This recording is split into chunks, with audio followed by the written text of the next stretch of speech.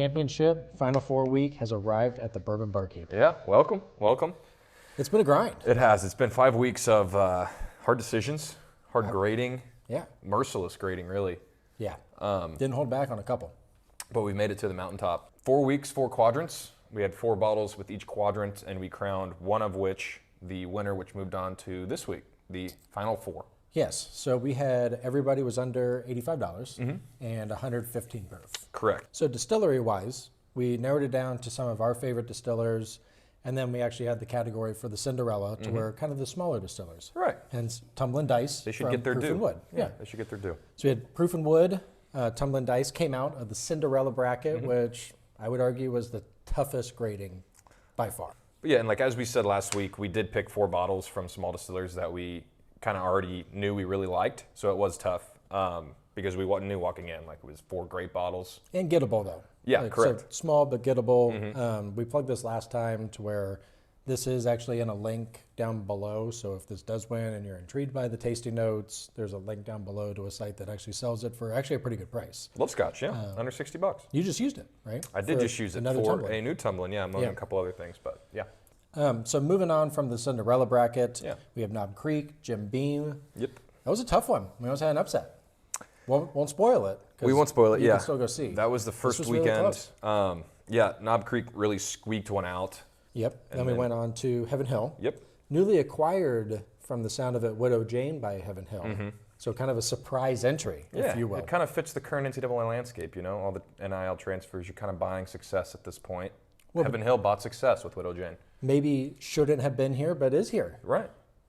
It is here. Your NC State. We'll see. They're going to get a fair shake just like the other 3, so. Absolutely. I mean, this isn't something we're turning our nose at. I mean, it's a 10-year, nice, sweet bourbon. It's good. It's really really good. enjoy it. And then the always elusive Yeah. Buffalo Trace bracket. Yeah. Colonel came out. It has been a journey. It's been a long time coming, and now we are finally here. We have our 4 bottles. You know, we went through the backgrounds with their own specific week, going back to the last 4, so we're not going to spend time doing that this time. We're just going to jump right into it, right? No, and for the people that are new, like, subscribe, and then we'll still kind of not redo the tasting notes because I feel like as it starts to open up and things change, get a little more out of it. But I have a bad memory. we'll still deep dive into the tastings even though we've recently done it. Sure. So what we'll do is we'll start with our left, go left to right, and may the best man win. These aren't in order, by the way, so you're going to put like a little key. They are shuffled, yeah. I'll put a little key to let you guys know what we are tasting, but we do not know. So that's the fun. That's the fun part.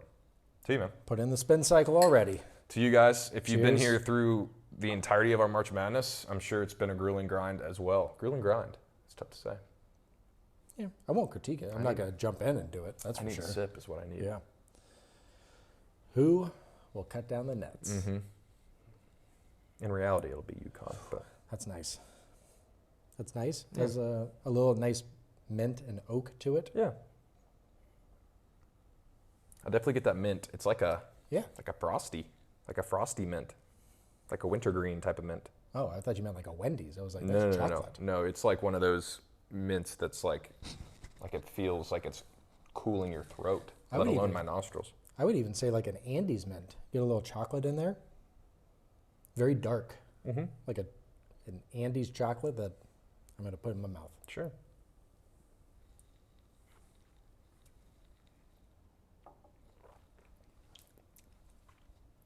Yeah, I can see why that made it. That's good. It's really good, yeah. I don't really get like a ton of fruit or anything. No, like there's no cherry, raspberry, none of that. No, I mean, this is your caramel, brown sugar. I is do vanilla, Up the alley. heavy oak, hot on the tongue, so we'll give it a little cinnamon spice to it. But oily, lingers. I like it. It's just a high quality pour. Yeah, they made it to the Final Four just on solid play, just good execution. They do what they do best often and well. You know what I Yeah. mean? This Like is they your- stick to their guns. Cherry is coming out a little bit, but you're right. Like I don't get a ton of Fruitiness. fruitiness on the tongue, but it lingers, not overly hot, Sure. but really, really enjoyable. Yeah. So this guy is no mint. There's none of that frosty wintergreenness to it. There's like it's like a deep sweetness, like almost like a prune. You know, prune. You ever had a prune to like kind of help your digestive system? Yeah, I mean, that's the casual way of saying I'm constipated, but yeah, I'm following you. Yeah. Yeah, this goes much wet oak. Wet oak, prune. There's something else in there that she's like, just there. She's in a foggy window. She's sitting in the nosebleeds just to keep with the Let me see. Oh, yeah. perpetual analogy that we have going here. That's a good point. I'm kind of tempted to say like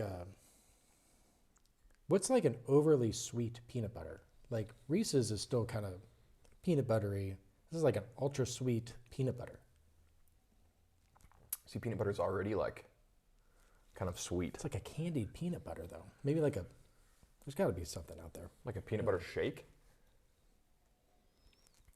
Maybe it's like they just dumped maple syrup into the peanut butter. Oh. So on the tongue, completely different than the nose.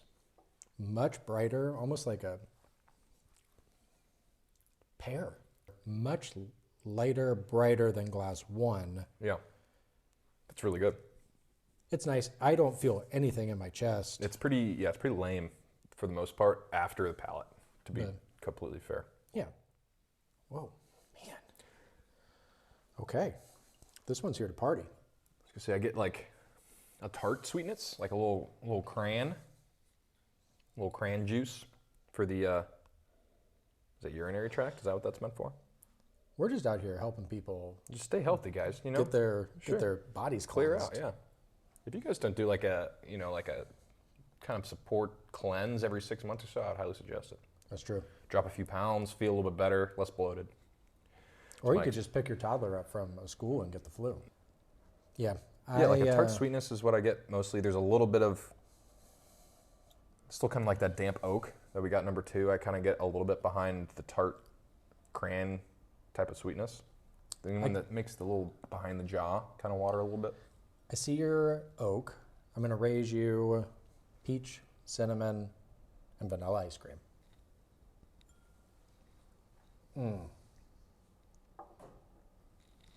Once it hits the tongue, it's just so good.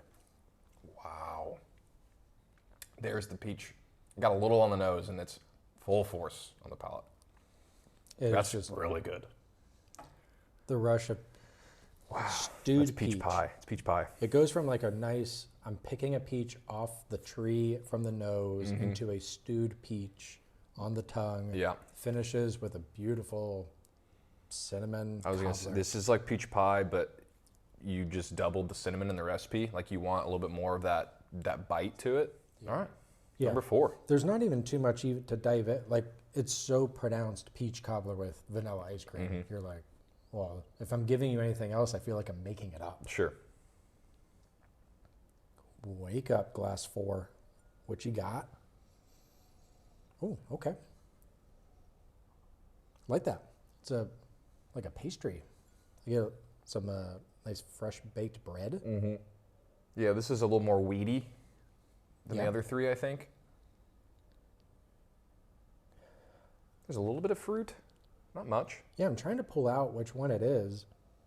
I get a little cherry. There's no tartness to it. Like I wouldn't go like anything sour, like a Granny Smith apple or a cranberry or anything like that. It's kind of but it's a light, easygoing sweetness. Yeah, I'm going almost strawberry. Raisin. Oh, really? Yeah, I'm oddly going raisin to where I'm like, you open that bag and you just kind of get that whiff of raisin. Sure. Yeah. There's like a salted caramel in there.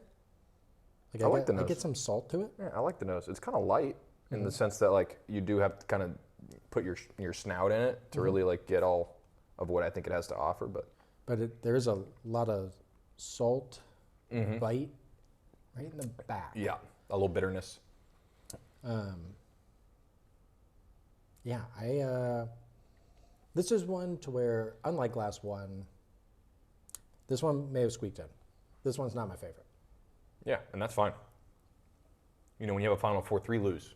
So. Yeah, this one's going to go like steak rub. Like it kind of has a little bit of like a Montreal, a little seasoning. Like a pepper, some salt in the back. I do definitely get your peppery, like just the bitterness back here. It's like almost takes your saliva away. Yeah, it's tough because sometimes you get that spice to where you're like, is it cinnamon, is it pepper, to where not a ton of spice, but like I get like a steak seasoning. Sure. Not our favorite of the four. It's fine. It's like one of those to where I think I kind of do know what it is, to be fair. This is the part of whiskey that's interesting to where, although that we eliminate it for the people that are looking for a nice black pepper, which I think Larceny was kind of a black pepper. Maybe it was Elijah Craig, one of the two. But one of the ones that we did, Like a pleasant black pepper. you try and give these tasting notes because someone would pick glass 4 to win. What I look for is more of a candy bar, if you will. Yeah. I like the chocolate, I like the peanuts, the nougat, stuff like that. So that's not this for me. Of course. So what we're probably going to do is eliminate number 4. Actually, we're going to certainly do that. There's no probably about it. We're going to eliminate number 4. I think you want to try 1 through 3 again, as do I. Yeah. So what we'll do is we'll speed up that portion, we'll grade, and then we'll announce the winner, man. And we'll keep 4 unknown. Yeah. All right. 1 through 3, sped up. It's going to be fun. Be right back.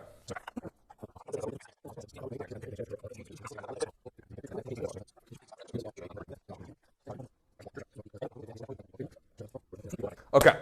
So hope you enjoyed that little whirlwind, if you will, little sped up portion. There's someone out there that has a seizure every time you do that. Sure, yeah. It's sometimes tough to follow for 7-8 seconds, whatever it is. But Yeah. we did our second run through. We kind of kicked out number 4, as we said. Neither of us felt it was close to top 2, let alone top 1. So kicked it out, retried the first 3. Would you like to kind of go through, second thoughts, maybe final thoughts, if you will, on let's start with number 1. The maple syrup that came out that I didn't really get the first time around was extremely prevalent, which was a really pleasant surprise. It makes it very hard to do things like this because your first sip through, not only the first sip, but even the first sip through, you're just kind of getting your footing. But same thing in the lounge. Like the more you kind of sit with it, the more some of these, especially the higher quality ones, Evolve, yeah. They just grow with you. Sure. So that first one, yeah, it almost smoothed out, not as big of a punch in a great way, to where you're like, oh, okay, this is what I want my bourbon to taste like. I'm in the mood for bourbon. This is what I need. Yeah.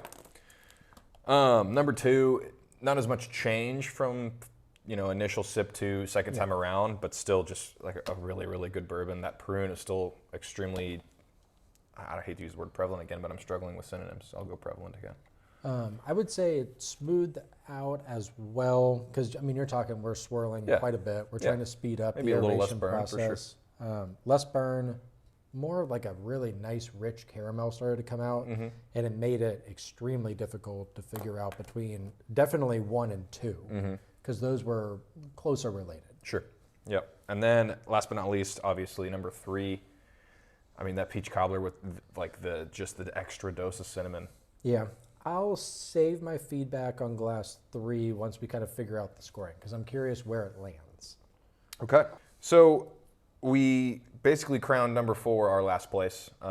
Crowned is a strange word for that, but without further ado, number 4 with a average score of 65.5. So right smack dab in the middle of our pleasurable category. Widow Jane. Yeah, I could have told you that. Could have told you that. Part of we don't have a dog in the fight. We don't see any money from anybody, literally anybody. Yeah. But doing this over the past 4 weeks, I remember this being that ballpark, and it was good. It came out of the bracket. Sure. We had 4 Heaven Hill bottles, and that was the best one we tried. All right, so third place with a average score of 78.5. This is going to be glass number 2. That's high. That is very high. Please. Glass number 2, that is our Colonel E.H. Taylor. There's third place. There's a world to where we taste these 2 hours later or a day later, and this wins. Yeah. That's how close was it was. splitting hairs. Yeah. So smooth. That candied cherry starts to come out when you know it's Buffalo Trace. I hope we said cherry. It's there. Sure. Definitely there. All right. So deciding our winner, we probably just want to go ahead and reveal first place. Yeah, I can't take it. So first place with a average score of 82. That's great. That is a great bottle. That is glass number 3. Unbelievable. I know who it is. We are looking at Tumblin Dice, tearing down the nets, winning the 2024 Bourbon Barkeep March Madness. Cinderella bracket. Yeah, man. Man. It is such a good, unique bottle. The uniqueness is what does it for me. It's that extra cinnamon peach cobbler. I love peach. I definitely scored it well, obviously. Yeah. We both went 82 there. This is my flip of the coin on Tumblin Dice, to where what we were talking about is I could see this glass kind of knowing, kind of not knowing. Since we don't have it a ton, scoring well, but if I had it repeatedly, it does get a little too sweet if I were to have it time and time again. To where glass 1, which now we know is the knob 12. Yeah. I mean, if I'm reaching for a bourbon, this is what I want to taste. Good for them.